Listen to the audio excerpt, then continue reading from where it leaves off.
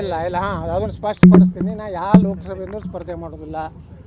ನಾ ಬಿಜಾಪುರ ಜನ ನನಗೆ 5 ವರ್ಷ MLA ಆರ್ಸ್ ಕಳ್ಸ್ಯಾರ. ನಾ MP ಆಗಿ 10 ವರ್ಷ ಕೆಲಸ ಮಾಡೀನಿ. ಅಟಲ್ ಬಿಹಾರಿ ವಾಜಪೇಯಿ ಅಂತ ಪುಣ್ಯಾತ್ಮ ಕೈಯಾಗ ಮಂತ್ರಿಯಾಗಿ ಕೆಲಸ ಮಾಡೀನಿ. ನನಗೆ ಬಾಗಲಕೋಟೆ ಲೋಕಸಭೆ ನಿಂದಿರುವಂಥದ್ದು ಯಾವುದೇ ಪರಿಸ್ಥಿತಿಯಲ್ಲಿ ನಿಂದಿರೋದಿಲ್ಲ. ನಾ ಯಾರು ಹೇಳಿದ್ರು ನಿಂದಿರೋದು ಅಂತ ಹೇಳ್ತಾನಲ್ಲ. ಹೈಕಮಾಂಡ್ ಹೇಳ್ಯಾರ, ಅವ್ರು ಹೇಳ್ಯಾರ. ಹೈಕಮಾಂಡ್ ನಂದು ಬಿಜಾಪುರನಾಗ ಅದಾರ, ಅಲ್ಲೆಲ್ಲೆಲ್ಲಿ ತೊಗೊಂಡು ಅಡ್ಡಾಡಲಿ. ಬಾಗಲಕೋಟೆಗೆ ಹಾಕೋಗಿ ಇಲ್ಲ ಗದ್ದಿಗೌಡ್ರು ಅದಾರ, ಪಾಪ ಒಳ್ಳೆಯ ಒಬ್ಬ MP ಅದಾರ.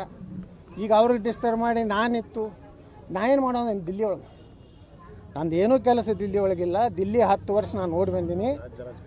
ರಾಜ್ಯ ರಾಜಕಾರಣದಾಗೆ ಇರ್ತೀನಿ. ಯಾರು ಹೇಳಿದ್ರು, ಯಾರು ಲಗ ಹೊಡೆದ್ರು ನಾನು ನನ್ನ ವಿಜಾಪುರ ವಿಧಾನಸಭೆ ಬಿಟ್ಟು ಎಲ್ಲಿಗೂ ಹೋಗೋದಿಲ್ಲ. ಬಿದರ್ನಾಗೂ ಬಂದು ನಿಂದ್ರತ್ತ ಹೇಳ್ತಾರೆ. ಬಿದರ್ದವ್ರು ಬಂದಿದ್ರು ನೀನೆ. ಇಲ್ಲ ಸರ್ ನೀವು ಬಂದ ಸುಮ್ಮನೆ ನಾವೇನು ಕೊಪ್ಪಳಕ್ಕೆ ಆಫರ್ ಮಾಡಿದ್ರು ಯಾರು ಅನಂತಕುಮಾರ್ ಅವರು, ಜನಾರ್ದನ್ ರೆಡ್ಡಿ. ನಾ ಎಲ್ಲಿ ಹೋಗೋದಿಲ್ಲ. ಯಾಕೆ ಹೋಗೋದಿಲ್ಲ ಅಂದ್ರೆ ಒಂದು ಜಿಲ್ಲೆಯಿಂದ ಮತ್ತೊಂದು ಜಿಲ್ಲೆಗೆ ಹೋಗಿ ಅಲ್ಲಿ ಮನೆ ಮಾಡಿಕೊಂಡು ನಾವು ಹುಟ್ಟಿದ್ದು ಬೆಳೆದಿದ್ದು ನಮ್ಮ ಕರ್ಮಭೂಮಿ ಬಿಜಾಪುರ. ನಾವು ಏನು ಮಾಡಿದ್ದೆಲ್ಲ ಇಲ್ಲೇ ಮಾಡಿದ್ವಿ. ಸುಮ್ಮನೆ ಇಲ್ಲಿದ್ದು ಅಲ್ಲಿ ಹೋಗಿ ಅಲ್ಲಿಯವ್ರಿಗೆ ಡಿಸ್ಟರ್ಬ. ಅಲ್ಲಿ ಸಮರ್ಥರು ಭಾಳ ಮಂದಿ ಅದಾರೆ. ಬಾಗಲಕೋಟ್ನಾಗ MP ಆಗ್ಬೇಕನ್ನೋರು ಭಾಳ ಮಂದಿ ಅದಾರೆ. ಮತ್ತು ಜನ ಈಗ MPಗಳು ಮೊತ್ತಿ ನೋಡಿ ನಮ್ಮ ಮೊತ್ತಿ ನೋಡಿ ಓಟ್ ಹಾಕೋದಿಲ್ಲ. ನರೇಂದ್ರ ಮೋದಿ ಅವ್ರ ಮೊತ್ತಿ ನೋಡಿ ಓಟ್ ಹಾಕ್ತಾರೆ. ಅದಕ್ಕೆ ಯಾರು ಕೊಟ್ಟರು ನಾವು ಒಂದು ಮಾತು ಹೇಳಿಬಿಟ್ಟಿನಿ.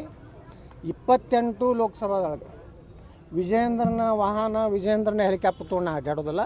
ನನ್ನ ಸ್ವಂತ ರೊಕ್ಕ, ನನ್ನ ಸ್ವಂತ ಪೆಂಡಾಲ್ ತೊಗೊಂಡು ನರೇಂದ್ರ ಮೋದಿಯವರು BJP ಪ್ರಚಾರ ಮಾಡ್ತೀನಿ.